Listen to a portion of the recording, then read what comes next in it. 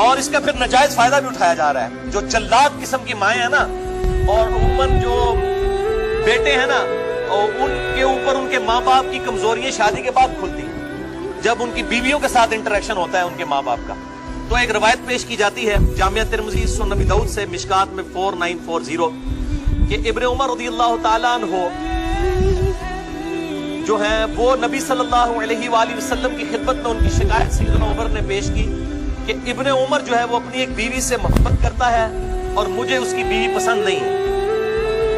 پہلے انہوں نے ابن عمر سے کہا کہ اپنی بیوی کو طلاق دے دو، انہوں نے طلاق نہیں دی. پھر حضور کو جا کے شکایت کی صلی اللہ علیہ وآلہ وسلم. تو آپ صلی اللہ علیہ وسلم نے ابن عمر سے فرمایا کہ جب تیرا باپ عمر یہ کہہ رہا ہے کہ اپنی بیوی کو طلاق دے دو تو اس کو طلاق دے دو. اور اسی طریقے سے صحیح بخاری میں ایک حدیث ہے، حضرت اسماعیل علیہ السلام اور ابراہیم علیہ السلام کا واقعہ بڑا مشہور ہے کہ وہ ملنے کے لیے آئے تو حضرت اسماعیل کی غیر موجودگی میں تو انہوں نے پھر ایک میسج چھوڑا کہ جی اپنے گھر کی چوکٹ بدل لو، مراد یہ کہ اپنی بیوی کو طلاق دے دو. اس قسم کے واقعات سے وہ کہتے ہیں کہ اگر ماں باپ کے تو بیوی کو بھی طلاق دے دو. نعوذ باللہ من ذالک، انا للہ و انا الیہ راجعون. یہ آپ ریلیجن کافروں کو پیش کریں گے، آپ کے منہ پہ مار دیں گے ریلیجن. بھائی آپ کے ماں باپ کیا سیدنا عمر ہیں؟ اور وہ شکایت کیا نبی علیہ السلام کے سامنے لے کے جا رہے ہیں؟ نبی علیہ السلام کو تو وحی کی تائید حاصل تھی، ابراہیم علیہ السلام کو وحی کی تائید حاصل تھی کہ واقعی جینوئن ایشو تھا جس کے اوپر طلاق کا کہا گیا. آج کل اگر ماں باپ کسی کو کہتے ہیں کہ اپنی بیوی تیری مجھے چنگی نہیں لگتی طلاق دے دے، طلاق نہیں دی جائے گی جب تک جینوئن ریزن نہیں ہوگی. یہ ذہن میں رکھیں. یہ خام خواہ ان روایتوں سے جعلی مطلب نکال کے اور لوگوں کو غلط طرف مائل کرتے ہیں. اور یہ حدیث نہیں بتاتے جو سنن ابی داؤد میں ہے مشکات میں 3280 کہ آپ صلی اللہ علیہ وآلہ وسلم نے فرمایا اللہ تعالیٰ کو حلال چیزوں میں سب سے ناپسند طلاق، اگرچہ حلال ہے حرام نہیں ہے، یعنی بعض اوقات مجبوراً دینی پڑ جاتی ہے، واقعی نہیں نبھتی، اس لیے اس کا دروازہ کھلا رکھا ہے. کرسچینٹی میں تو طلاق دینا ہی حرام ہے. اسلام میں اجازت ہے طلاق کی لیکن ایز اے لاسٹ ریزارٹ، لیکن کہا گیا وہ بھی ناپسندیدہ ہے. تو جب اللہ کو ناپسندیدہ ہے تو یہ کیسے ہو سکتا ہے کہ میری بیوی میرے ماں باپ کو نہیں پسند تو میں ان کے کہنے پہ طلاق دے دوں بغیر کسی ریزن کے؟ واٹ نانسنس دس. یہ ریلیجن آپ پیش کریں گے لوگوں کو. اور یہ وہ ماں باپ کے فضائل بھی نا، اور یہ ماں باپ کے فضائل بھی ہر بندے کو بوڑھے ہو کے یاد آتے ہیں. جب خود جوان ہوتے ہیں اس وقت نہیں ان کو یاد آتے، جب بوڑھے ہو جاتے ہیں تو وہ اپنی اولاد کو یہ سکھا رہے ہوتے ہیں.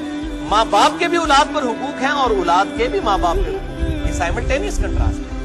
اور صحیح مسلم کی وہ حدیث جس پہ میرا ایک کلپ بھی چڑھا ہوا ہے برمودا ٹرائنگل پہ کہ شیطان کا تخت پانیوں پہ لگا ہوا ہے، شام کے وقت سارے شتونگڑوں کو بلاتا ہے وہ، اور ہر شتونگڑا کہتا ہے میں نے آج یہ گناہ کروایا، آج میں نے یہ گناہ کرایا. تو شیطان خوش نہیں ہوتا. ایک کہتا ہے کہ آج میں نے میاں بیوی کے درمیان جدائی کروا دی. شیطان اس کو جناب چپی ڈال کے ملتا ہے، گلے لگتا ہے تو صحیح کام کیتا ہے. کیونکہ جب طلاق ہوگی تو اس پورے معاشرے کی بنیاد جو ہے میاں بیوی کے ریلیشن شپ کے اوپر ہے. جب یہ ڈسٹرب ہو جائے گا تو پورا معاشرہ ہی جو ہے وہ تتر بتر ہو جائے گا، اولاد بھی بکھر جائے گی، وہ اولاد معصوم بن جائے گی معاشرے کے لیے. تو میاں بیوی کا ریلیشن شپ بہت اہم ہے. اس حوالے سے ماں باپ عموماً میں نے دیکھا ہے، عموماً چونکہ میرا تجربہ ہے، میرے ساتھ ہزاروں لوگ رابطہ کرتے ہیں، عموماً ماں باپ کی طرف سے قصور ہوتا ہے.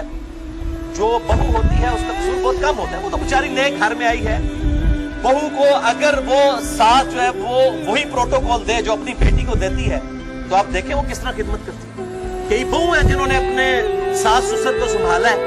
ماں باپ کو تو کبھی توفیق ہی نہیں، ان کے بیٹوں کو تو توفیق ہی نہیں ہوئی بیٹیوں کو. وہ دوسرے ملکوں میں بیٹھے ہوئے اور ہم یہاں بیٹھ کے جو ہے نا وہ ان کے رشتہ داروں کے جنازے پڑھ رہے ہوتے ہیں، اور جناب ان کی خوشی غمی میں ہمیں مصیبت پڑی ہوئی ہوتی ہے جو باہر جا کے بیٹھے ہوئے ہوتے ہیں، اور خدمتیں یہاں پہ بہویں کر رہی ہوتی ہیں.